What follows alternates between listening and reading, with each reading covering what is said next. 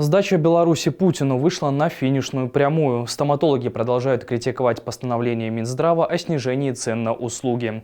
Литва предложила ограничить права Беларуси и России в Интерполе. Лукашенковский провокатор сходил в облисполком и разочаровался во власти, а Светлана Тихановская предложила краткосрочные и долгосрочные решения по просроченным паспортам белорусов.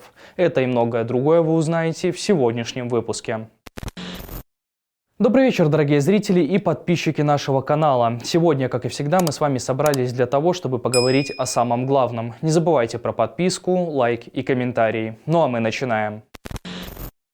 Ну а начнем мы, пожалуй, с новости о том, что Литва предложила ограничить права Беларуси и России в Интерполе. Министр внутренних дел Литвы Агни Белатайте выступила за ограничение прав Беларуси и России в Интерполе. Позицию Литвы она донесла на заседании 91-й Генеральной Ассамблеи Интерпола, а также во время встречи с генсеком организации Юргеном Штоком. Интерпол должен сделать все, чтобы не допустить, чтобы недемократические государства, такие как Россия или Беларусь, использовали членство для достижения своих политических целей, заявила Агни Белатайте. Светлана Тихановская предложила краткосрочные и долгосрочные решения по просроченным паспортам белорусов. С этими инициативами она выступила на встрече с аккредитованными в Литве представителями дипломатического корпуса. Краткосрочным решением она назвала признание действительным паспортов с истекшим сроком действия, выдачу документов иностранцев и долгосрочных видов на жительство, а также отмену требования предоставлять справки и иные документы, получить которые можно только в Беларуси. А вот долгосрочным решением белорусский лидер назвала новый белорусский паспорт, который подтверждает гражданство белорусов, а также может быть использован в качестве основания для получения юридических документов в стране пребывания. Сейчас, по ее словам, изготавливаются образцы, а также ведутся консультации с Европейской комиссией по вопросам безопасности.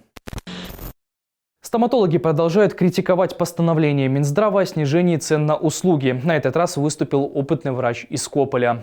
По словам исполняющего обязанности заведующего стоматологическим отделением районной поликлиники Владимира Дворецкого, цены на услуги сейчас и без того низкие. Так, например, ацеталовый протез стоит в районе 360 белорусских рублей, пластмассовая коронка 50-55 белорусских рублей, а простой съемный протез от 165 белорусских рублей. Снижать цены фактически это в убыток нам и в убыток всему, сказал Дворецкий. Кроме того, он рассказал, что врачам с лета увеличили план на 20%, хотя выполнить это физически невозможно. Однако стоит отметить, что в комментариях далеко не все согласились с мнением доктора. Лукашисты приостановили участие в Европейской культурной конвенции.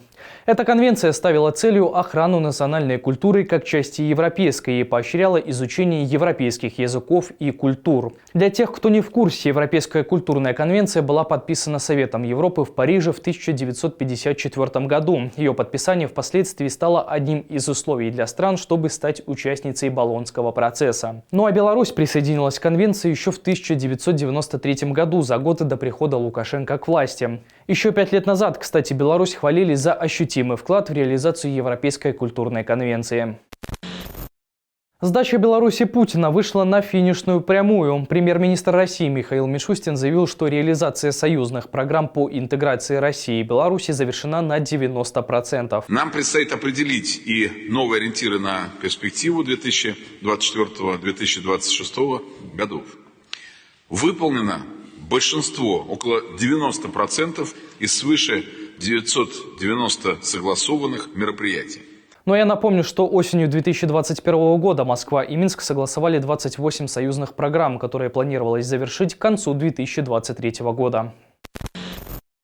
Лукашенковский провокатор сходил в облисполком и разочаровался во власти. Гомельский провокатор Евгений Котляров пытался обратиться к зампредседателю облисполкома, чтобы обсудить несправедливую оплату труда перевозчиков в Гомеле и серые зарплаты. Как итог, в визите ему отказали и попросили не беспокоить служителей закона. Впоследствии расстроенный Котляров выложил видео с жалобами на систему в своем канале. После этого ему позвонили и все-таки записали на встречу с чиновником. Наши змагары, я так предполагаю, в какой-то мере были правы, недалеки от истины, потому что нашу власть нужно долбить, долбить и долбить. Это фигуральное выражение. Как итог, на самой встрече четкого ответа он так и не получил. Но я напомню, что Котляров известен вбросами в независимые СМИ. Так, недавно с аккаунта Владимир Цеслер он пытался убедить, что режим просит дизайнера вернуться в Беларусь. Ну и напоследок, официальный представитель Следственного комитета Беларуси Суходольский дал оценку российской политике. Сразу скажу, это действительно его слова. Российская политика имеет не только идеологические начала, но и практическое применение в виде организованных территорий, карательной силы и отлаженной системы фильтрации по лекалам СС. А что думаете вы по этому поводу, обязательно пишите в комментариях. Ну что ж, на этом наши новости подходят к концу. Ну а более подробную информацию вы всегда можете найти у нас в телеграм-канале. Не забывайте про подписку, лайк и комментарии. Слава Украине! Живе Беларусь!